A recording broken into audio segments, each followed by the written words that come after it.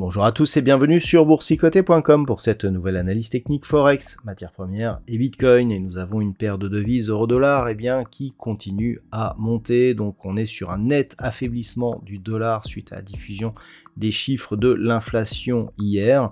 On a eu ici cette impulsion qui est venue se replacer ici au-delà de la zone des 1,0120.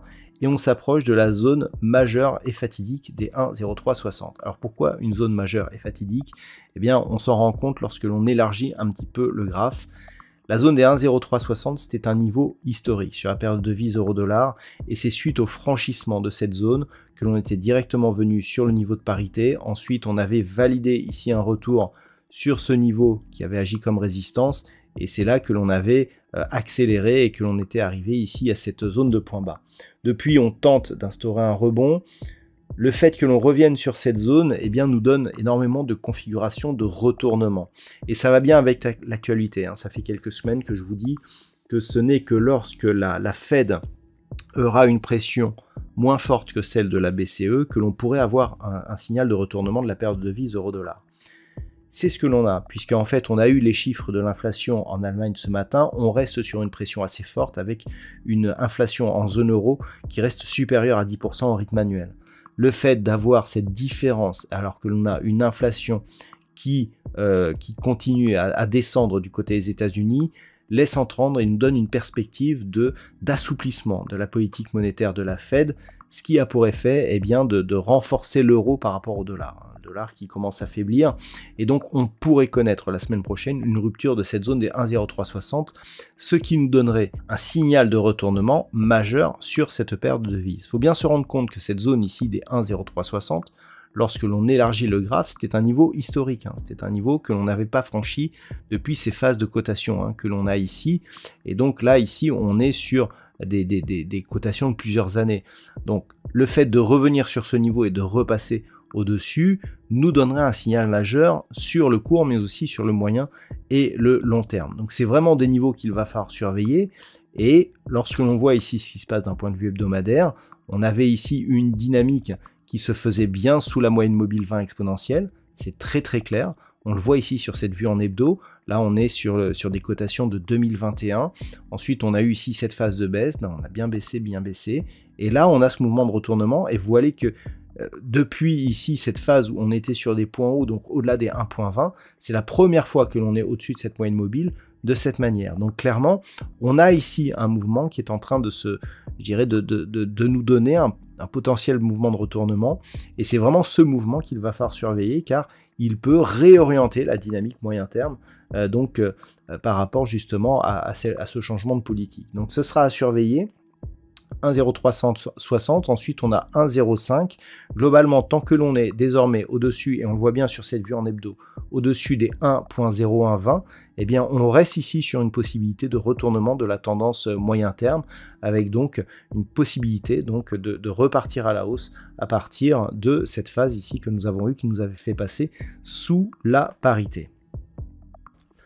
Sur la paire de devises livre sterling contre dollar américain, je vous avais indiqué qu'il fallait surveiller ici cette zone des 1.1740. Alors là aussi, il faut prendre un petit peu de recul pour voir à quoi cette zone correspond.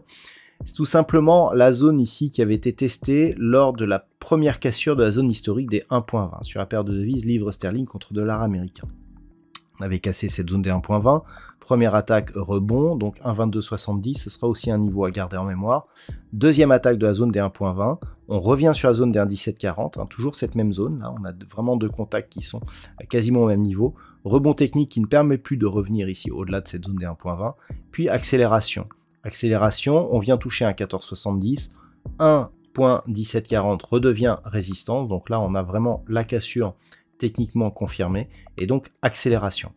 Donc ce niveau ici d'un 1740, c'est vraiment sa rupture haussière qui peut nous donner une idée du retournement de la dynamique moyen terme que nous avons. Là aussi, si on regarde ce qui se passe d'un point de vue hebdomadaire, vous voyez qu'on avait ici cette dynamique sur la livre sterling contre dollar américain qui avait accéléré ici sur cette phase. Donc là, on était au début de l'année 2022. Accélération ici, et vous voyez la moyenne mobile 20 exponentielle, on ne revenait même plus dessus, tellement la pression était forte et baissière sur cette paire de devises. Accélération donc qui amène ici un point bas sur ce niveau ici à 1.12338, donc c'est du jamais vu. Et donc le fait que l'on remonte ici, et que l'on recasse cette zone des 1,1740 est un signal d'un potentiel retournement. Vous voyez que le contact ici avec la moyenne mobile 20 exponentielle sur cette vue en hebdomadaire, on l'avait plus eu depuis cette bougie, et cette bougie c'était donc au mois de février de l'année 2022.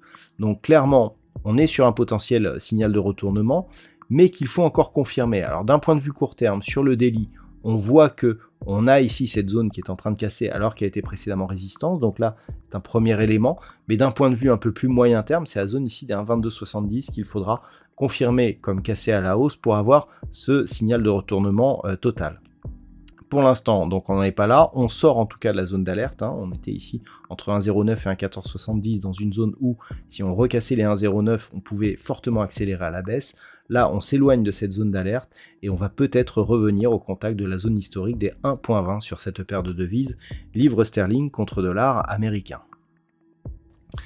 Sur l'or, ça y est, le signal est confirmé. Alors on s'y attendait un petit peu, vu la baisse donc du dollar que nous connaissons depuis hier et donc depuis les chiffres de l'inflation américaine. Le déclencheur, je vous l'avais indiqué, c'était la cassure des 1730 $ l'once. On a eu cette cassure hier, cassure ici qui se fait avec beaucoup de volume et beaucoup de dynamique, et donc clairement on est en train de réorienter la tendance. Là aussi, il faut se placer sur des vues un peu plus longues pour comprendre ce qui se passe. On avait eu ici cette phase de baisse, donc une phase de baisse qui était assez régulière. Ce qui était intéressant, c'est que les zones de support, comme par exemple ici cette zone des 1807 qui se transforme en zone de résistance. Ça, ce sont les marqueurs d'une tendance ici qui est clairement technique et donc durable. La zone de support, c'était celle-là, cette zone des 1675 qui était une zone de support majeure sur la vue moyen-long terme. Cette zone, elle a été attaquée, mais elle n'a jamais réussi à s'imposer comme résistance. Et donc, il y a une invalidation de cette cassure, puisque au contraire, par la suite, on a inscrit un signal technique de retournement, avec ici plusieurs points bas sur une zone secondaire des 1620 $ l'once. La rupture ici des 1730 correspond au plus haut significatif que nous avons justement lors de l'inscription de ces points bas. On a eu 1675 qui a été résistance ici, on a 1730, et donc là clairement on est sur un retournement dont le report d'amplitude pourrait nous donner ici un objectif sur une zone proche des 1850 $ l'once. Donc là on est sur un mouvement relativement fort. Le prochain objectif c'est donc un retour ici sur cette zone des 1807 pour éventuellement valider donc cet objectif, et si on casse cette zone des 1807, d'un point de vue moyen terme, on repasse là aussi dans une dynamique haussière. On peut déjà considérer que si on compte ici les points bas et les points hauts, on a un point bas ici, un point bas ici, un point bas ici, la zone de point bas ici elle est équivalente. Donc clairement, on n'a pas de nouveau point bas ici. Le point haut significatif, il se trouve là, ça c'est le point haut donc de déclenchement, mais le point haut a retourné le dernier contact, je dirais, de point haut qui nous donne la tendance baissière, c'est celui-ci. Et donc c'est 1807 cassé à la hausse qui nous donnera un signal de changement de tendance. Cette zone nous donnera d'ailleurs un objectif assez élevé puisque nous avons quasiment une configuration ici en anse avec tasse si on casse donc ce niveau. Donc clairement, ce sera le niveau à surveiller la semaine prochaine qui pourra nous donner donc un fort signal moyen terme de retournement du métal jaune. A l'inverse, si on reste ici sous 1758, il faudrait repasser sous 1675 pour redéclencher les signaux baissiers. Donc autant dire que vu la dynamique actuelle, on en est relativement loin. Et donc on surveillera ces deux zones la semaine prochaine. Première zone 1781,50 qui est une zone intermédiaire. Deuxième zone, la zone majeure ici des 1807 $ l'once. Au niveau du WTI, on n'a plus énormément de volatilité. On est venu ici chercher la zone de support des 84 $ le baril. On s'attendait à un test ici de la zone des 88, bon ça s'est fait un peu plus haut sur des niveaux proches des 89, mais globalement on est désormais dans une phase d'équilibre hein, au niveau des cours du brut. Donc entre 84 et 93,50, on est dans une zone d'évolution qui d'un point de vue moyen terme correspond ici à cette phase de neutralisation, plutôt dans la partie supérieure du range, la partie inférieure étant située entre 84 et 75 $ le baril. Donc globalement, et d'un point de vue moyen terme, ça reste neutre. Le fait que l'on revienne ici sur la partie médiane et que l'on rebondisse, mais sans réelle conviction, eh bien nous confère à rester ici dans cette zone de range. Donc globalement, ça reste neutre et il n'y a pas de signal particulier sur le WTI pour ce soir. Et enfin, le signal que l'on attendait depuis quelques semaines, si ce n'est quelques mois. Rappelez-vous, hein, lorsque nous étions ici, lorsque nous sommes passés des 30 000 à 20 000 $ pour un Bitcoin, je vous indiquais que si on continuait, eh bien, les prochains objectifs, c'était une zone 13 500, 15 000 $ pour un Bitcoin. Ce niveau, ça fait depuis le mois de juillet que je vous le donne, hein, cet objectif, et je vous dis, si on casse ici, et notamment j'avais affiné avec une rupture de la zone des 18 500 $ pour un Bitcoin, c'est cet objectif. Cet objectif, il a failli être invalidé lorsque l'on est repassé ici au-delà des 20 000. Et je vous disais, tant que l'on reste au-dessus de 20 000, on aura tendance à invalider cet objectif. Eh bien, ça, ni une ni deux. Les problèmes hein, donc sur certaines plateformes et qui pourraient devenir un problème global donc sur l'ensemble des crypto-monnaies, eh bien, nous a fait passer en force sous 20 000, puis sous 18 500. On peut d'ailleurs constater que cette zone des 18 500, elle a agi ici comme zone de résistance, un petit peu comme cette séance ici. Et donc clairement, là, on est sur une dynamique qui est en train de s'accélérer à la baisse. Lorsque l'on regarde ici ce qui se passe, si on fait abstraction de cette droite, hein, qui maintenant n'a plus lieu d'être, et que on passe ici sur une vue un peu plus moyen terme. On a ici donc une phase de baisse, temporisation, reprise de la baisse.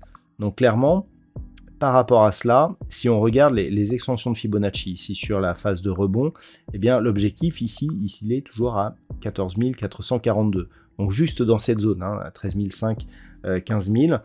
C'est ce niveau qui est désormais l'objectif, et ce, tant que donc, le retracement à 61,8% de Fibonacci par rapport à la zone de rebond, à savoir cette zone ici des 21 104, c'est le niveau d'invalidation justement en cas de rebond si on repasse au-dessus des 20 000. On peut observer que ce niveau il a déjà été résistance avant que la cassure ait lieu. Donc il est significatif. Donc globalement, tant que l'on ne repasse pas au-dessus de cette zone des 21 100, l'objectif c'est donc 14 400 avec cette zone donc 13 500, 15 000 qui devrait être validée si le Bitcoin continue à descendre. Il n'y a que très peu de mouvements de rebond technique sur cette crypto. On a une zone de support intermédiaire ici qui semble se définir voilà, sur ce niveau proche des 15 800. On verra bien ce que ça donne par la suite, mais en tout cas, donc le Bitcoin a pris une grosse option baissière cette semaine. Voilà donc ce que l'on peut dire sur l'analyse technique de ces principaux actifs Forex, matières premières et crypto-monnaies. Je vous souhaite de passer une très bonne soirée et un très bon week-end. On se retrouve dès la semaine prochaine pour d'autres analyses techniques, toujours sur le site boursicoté.com.